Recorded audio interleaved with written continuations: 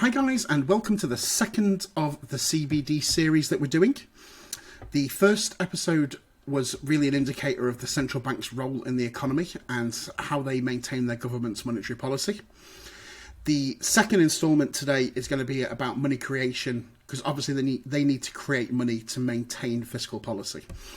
So a lot of people don't really know how it's done, or they've got sort of a vague idea of how it's done. So we're just going to go into it, explain the money supply that's in the markets, and then later on we'll just touch on what a CBDC can do to alleviate some of those tensions in the markets. Most of the G7 countries, and certainly most of the G20 countries as well, use what's called fractional reserve banking. Now, fractional reserve banking is a method of recreating money from money that's already been created.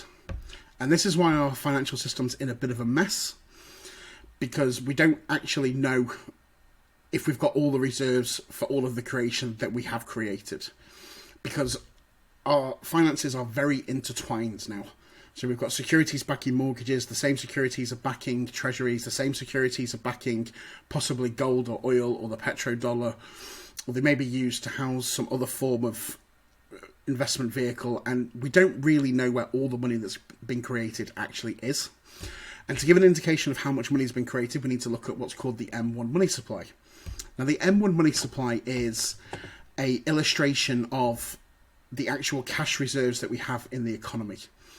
So most of the checking balances, most of the corporate balances, and certainly liquid assets that are very easily convertible into cash.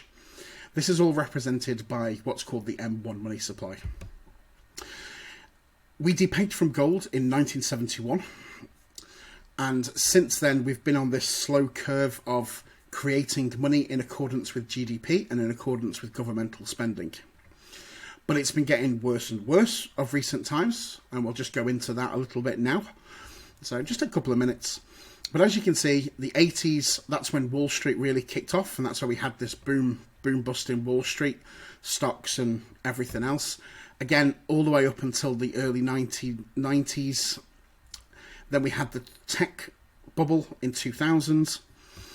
In 2001, we had the unfortunate incident in New York with the attack on the Twin Towers, which again required federal intervention because the money markets were in turmoil because of the attack. And then we've been on this slow, steady increase ever since sort of 2000. And we get to 2008, obviously we had a financial crisis. Now, the financial crisis was actually very small in comparison to the COVID crisis that we've just had. And it only took $1 trillion to fix. So in 2008, you'll see this jump, and it goes from $1 trillion to $2 trillion.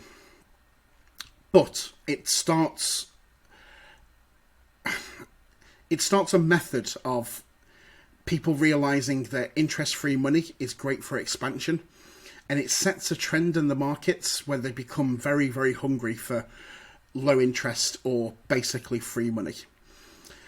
And when we get into those cycles, it's very difficult to get out of those cycles. So since 2008, you'll see it grew and it grew and it grew. Now, during these 10 years, the Federal Reserve and the Bank of England have tried to wind back on quantitative easing, and they've gone into quantitative tightening modes. Unfortunately, they've been very unsuccessful with quantitative tightening, because every time they've tried to do it, the markets have become very disruptive because they don't like the fact that they're now having to pay interest on an awful lot of wealth creation. And that's the bottom line now, because if you look at all of this money that's been created, it needs interest payments. And when you've got very low interest payments, it's not too much of a problem.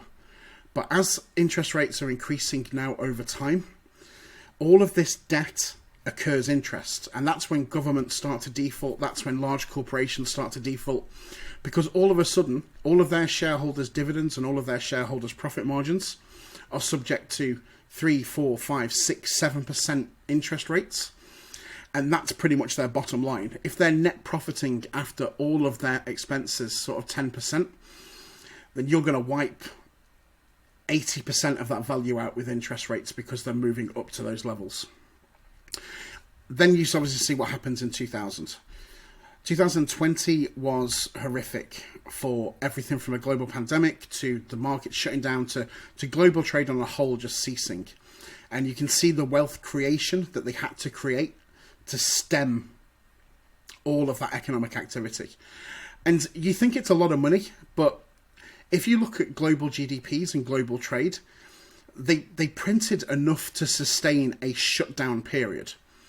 So all they've done is literally they created the amount of money that would have been moving anyway, but obviously wasn't moving. It was something they had to do, because without it, we would have been in a very, very, very deep depression. It wouldn't have just been a recession, it would have been a depression. So they've had to create this wealth, which we can see here in the M1 money supply. Now, what do we do with it? That's another question, and it's something we'll be covering on later on in this series. Now, to create this money, central banks use what we call a double bookkeeping method. And it goes hand in hand with the fractional reserve method that we've got. So the government will issue treasuries or securities or some other government debt instrument. The central bank will then sell that instrument on the market, so they will sell that debt. Now, there's a lot of faith in US debt and there's a lot of faith in economic debt, because they all believe that we're going to grow out with it with GDP and everything's going to be fine. But more to the point, there's a lot of faith in it, because we're at that point now where we can only have faith in our money supply. We can't not have faith in it. Because if we lost faith in our current system, then everything would just go to zero, because there is no actual asset backing any of these creations. So the only thing we have now is a faith that it will grow into it and it will actually encapsulate all of the debt that we have created. They do this with double bookkeeping, as I said. So the government will issue and the central banks will sell these on the market. So a third party or a bank or any participating hedge fund or institution will then buy these securities from the central bank. They will then deposit them in the central bank's reserves.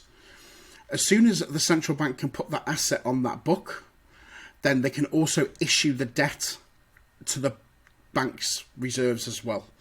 So it adds the same amount to both sides of the equation, as you can see in the graph here. And it's this double bookkeeping method which allows wealth to be created. So they've deposited the security, it's on the central bank's books now, which gives the central bank the ability to lend, which then gives that bank the ability to lend more based on the amount of assets that it's got, because they use what's called a fractional reserve. Now, typically the fractional reserve has been 10, 12, 14% under the Basel III committee, but during COVID they actually reduced that reserve to zero, which gave the banks a free pass on money creation. They didn't have to hold any reserves whatsoever, so they could literally just create as much wealth as they wanted. Now, obviously this came with some stipulations and some measures, but there was a very much laxing of the rules, certainly in Congress and certainly in the Parliament in the UK. They actually went to Parliament to change the laws on how much reserve capital allocation was needed. We saw that in the M1 money supply. There was a drastic increase of money created, but not all of that was created with federal debt. There was only an increase of about 4 trillion in federal debt to support a $20 trillion creation. Now, the reason we refer to everything in dollars is because it is the reserve currency of the world. America works very hard to protect this status because it is everything that they've got. So post the Second World War, when all of the Allies owed America an incredible amount of money. So America just took their gold, they pegged the dollar to the gold, and they became the de facto currency. It wasn't until Vietnam that Nixon had to remove the gold peg, because he obviously needed to create more wealth, and they didn't have the gold reserves to back that wealth creation.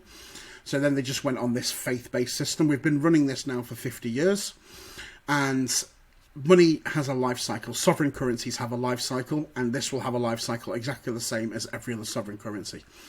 All fiat currencies eventually go to zero if they do not have an asset backing them. It happened in Rome, it happened in Tupelo, it's happened everywhere in history. They only last for a certain amount of time, and faith in that can only last a certain amount of time.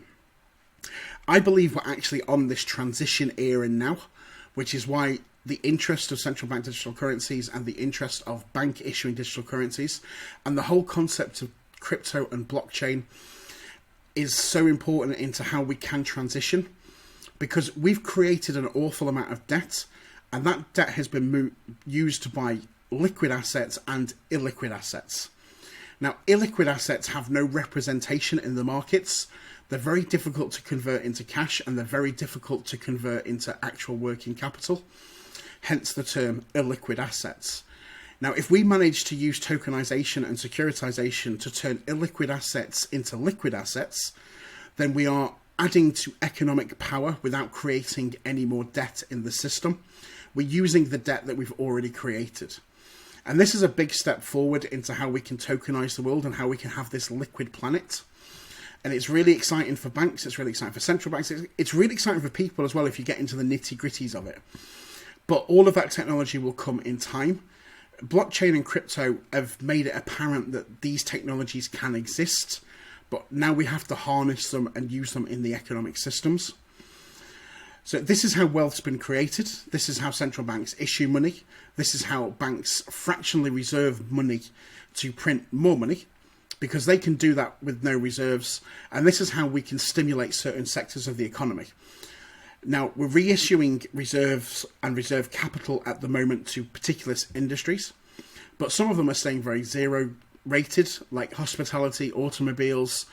These are massive employments in the sector, so this is very much in the central bank's remit of keeping unemployment as low as possible. And they can stimulate those individual sectors by keeping reserve requirements very low. But traditionally, what's happening now is reserve requirements are coming back to the sectors that are gaining strength. And we'll see it more and more moving forward. And we'll see how the central banks react to interest rates.